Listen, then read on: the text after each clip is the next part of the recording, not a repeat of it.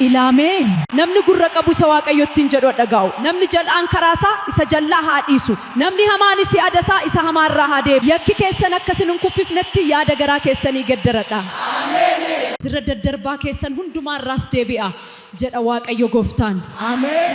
Kunnoo yeroon jaallatamee fi guyyaan fayyinaa har'aa deebi'aa gara Waaqayyoo kottaa. Yommus inni cubbuu keessan isiif ni balleessaa. Hojii harka keessanii hundumaa isiniif hin qajeelcha.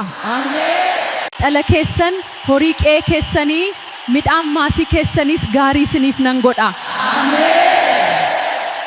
Waaqayyo akkuma abboota keessanitti gammadee akkasuma deebi'ee waan gaarii isiniif gochuutti hin gammada. Ameen. Kunnoo ani jedha Gooftaa Yesuus balbala dura dhaabadhee balbala nan rukuta. Namni sagalee koo dhaga'ee balbala yoo anaaf bane ani yoon nan liqa. Ani ofii kootii moo'ee abbaa koo wajjin teessoo isaa irra akkuman taa'e inni moo anaa wajjin teessoo koo irra akka taa'uuf aboo nan kenna.